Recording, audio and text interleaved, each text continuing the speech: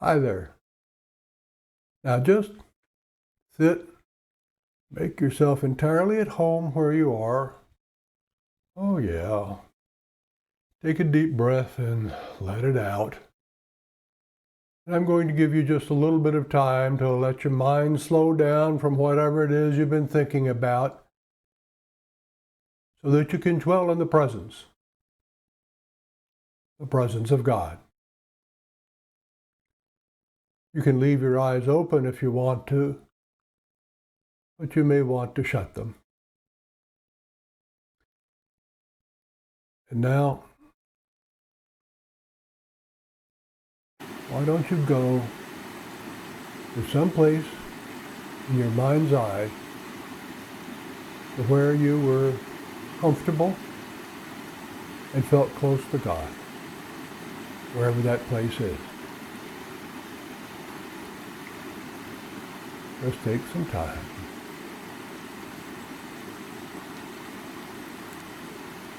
Just take some time.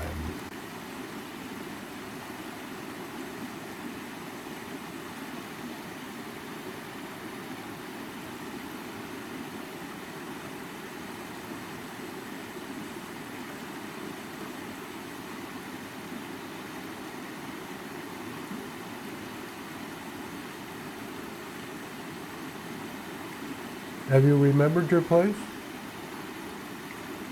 When I was a child, we had this huge willow tree in the backyard. It had been planted by my grandmother about 30 years before. My buddies and I scavenged some wood from around the neighborhood and built what was a pretty fantastic tree house. Oh yeah. I'd go out there sometimes after dinner. I'd typically be by myself. And I'd look up in the sky and I'd see the branches waving in the breeze, hear the doves singing at night, calling. Now always or almost always so close to God. And I'd imagine that wherever it was that God lived, it was kind of like being in my treehouse. I felt as though God must be very near.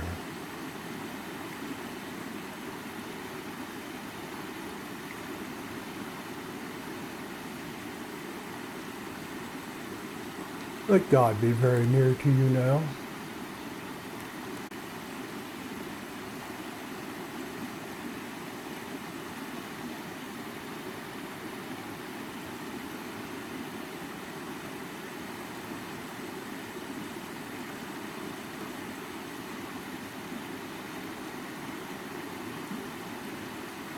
And now I'm going to read to you the same passage again, this time from the New Living Bible.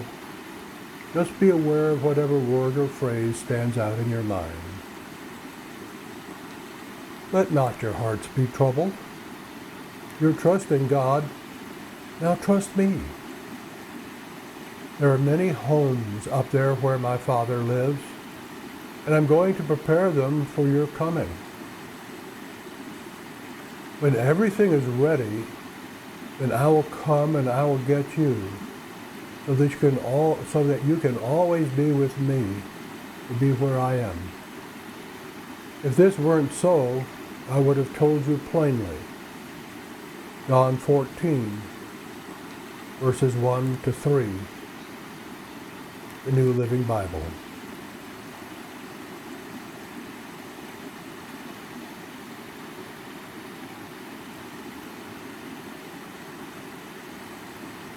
Just dwell with the word or the image that caught your attention.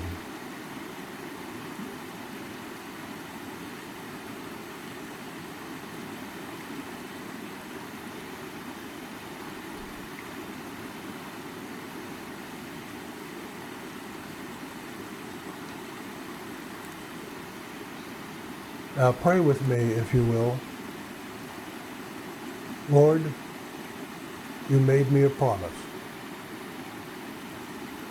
You promised that even now as I'm living, You're preparing a place for me in eternity.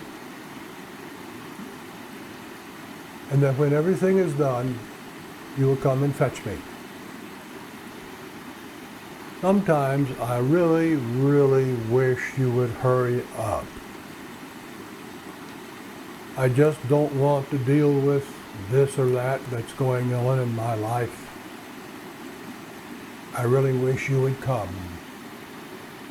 But I know on the other hand, that the timing is yours and not mine. And I also know that you're interested in character and you allow us to struggle and you're with us in our struggles because struggle often teaches us things that we cannot learn any other way. And struggle can lead to joy. So with your help, O Lord, turn each struggle to joy and each joy to a reason for praise. I confess that I often make my life harder than it is. Save me from drama.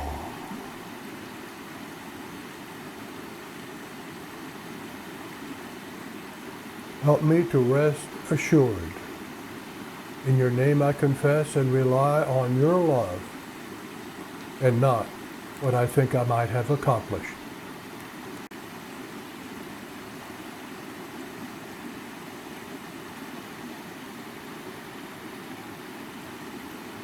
When do you feel most alive? Is there someone in your life who is a life giver?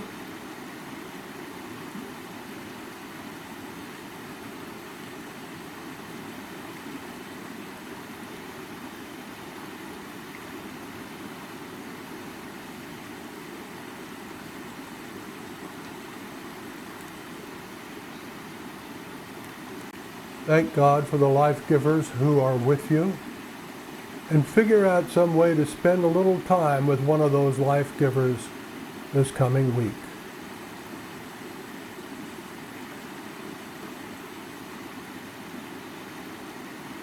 I'm going to read to you the passage again, this time from the Classic Amplified Bible. And just be aware of whatever person or image or word comes to you or attracts your attention. Do not let your hearts be troubled or distressed or agitated. You believe in and adhere to and trust in and rely on God. Believe in and adhere to and trust in and rely on me. In my Father's house there are many dwelling places or homes. If this were not so, I would have told you.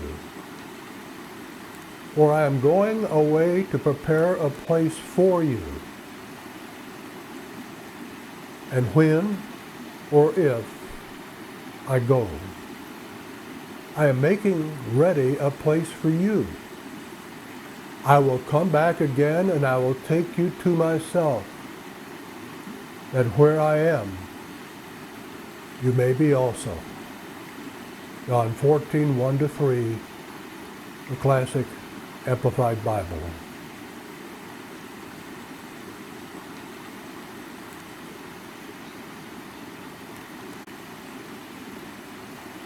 Just let whatever word or image that captured your attention lead your thinking.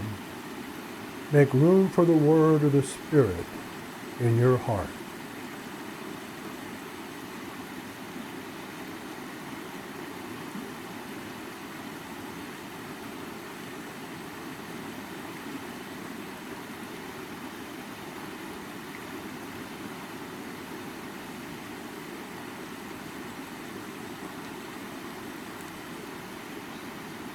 You may want to pause, and that's okay. When you're ready, open your eyes and come back into the room.